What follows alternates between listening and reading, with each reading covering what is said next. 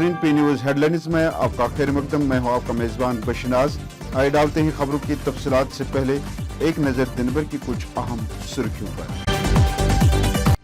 अब सपा की मनसूखी नामुमकिन तरक्की की राह में हाइल तमाम दीवारों को मिसमार किया जाएगा, लेफ्टिनेंट गवर्नर मनोज सिन्हा।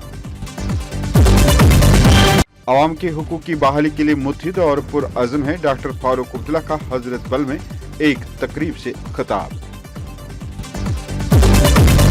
फुटपाथों पर दहाड़ी लगाने वाले गरीबों के खिलाफ कार दुकानदारों पर मेहरबानी, म्युनिसिपल कॉरपोरेशन की कार्रवाई।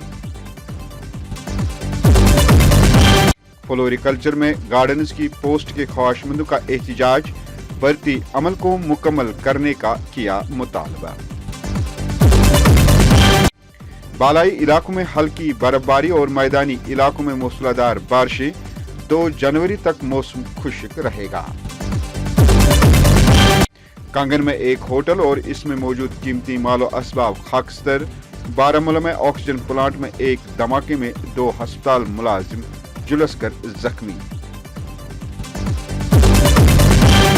अब खबरें तफसील के साथ। नाज़रीन, जम्मू कश्मीर के लेफ्टिनेंट गवर्नर मनोज सिन्हा का कहना है कि जम्मू कश्मीर की तामीर और तरक्की में आड़े आने वाली तमाम दीवारों को मिसमार किया जाएगा। उन्होंने कहा कि बाज़ लोग जम्मू कश्मीर में तामीर और तरक्की नहीं चाहते हैं।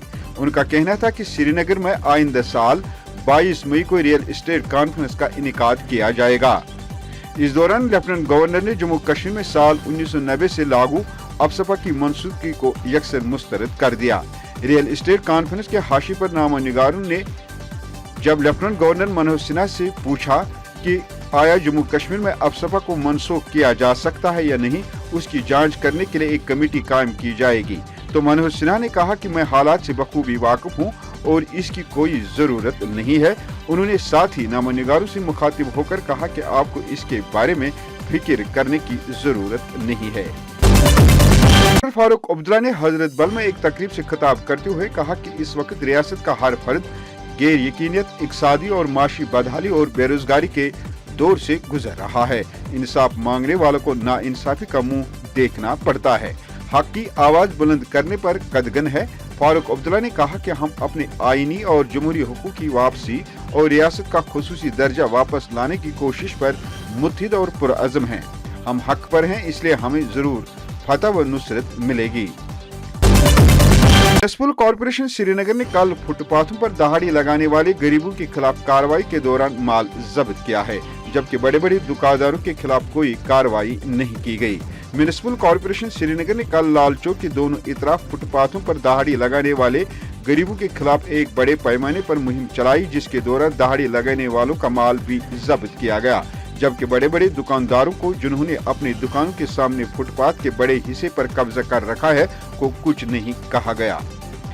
वहीं दूसरी जानिब एसएसपी ट्रैफिक ने एसएचएमएस अस्पताल और करानगर में सड़कों के दोनों एतराफ से गैर कानूनी तौर पार्क की गई गाड़ियों और मोटरसाइकिल्स को हटाने की मुहिम के दौरान कई मोटरसाइकिल जब्त किए और कई लोगों पर जुर्माना भी आयद किया गया, जिस पर अवाम ने एसएसपी ट्रैफिक की इस कार्रवाई पर खुशी का इजहार किया है।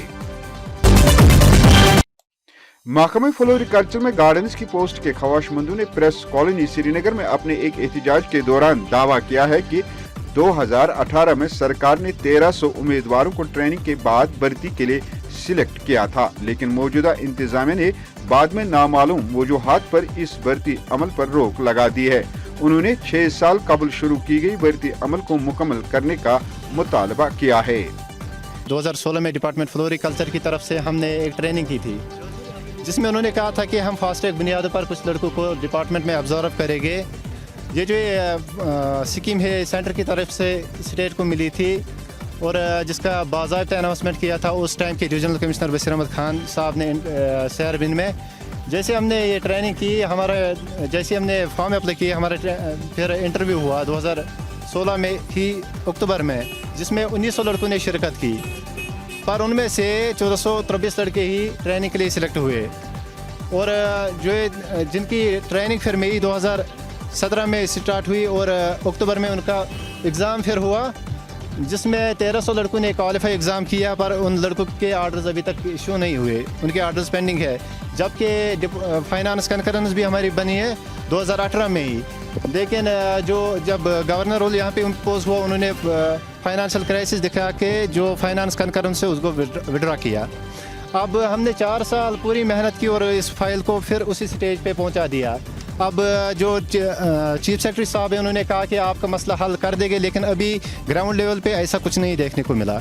हम अब रिक्वेस्ट कर रहे हैं गवर्नर इंतज़ामिया से, जो लेफ्टिनेंट गवर्नर मनोज सिन्हा साहब हैं, उनसे हम रिक्वेस्ट कर रहे हैं कि हम जो बेरोज़गार नौजवान हैं, हम बार बार सड़क पे नहीं आना चाहते, हमारे जो पेंडिंग आर्डर्स हैं उनको इशू किया जाए।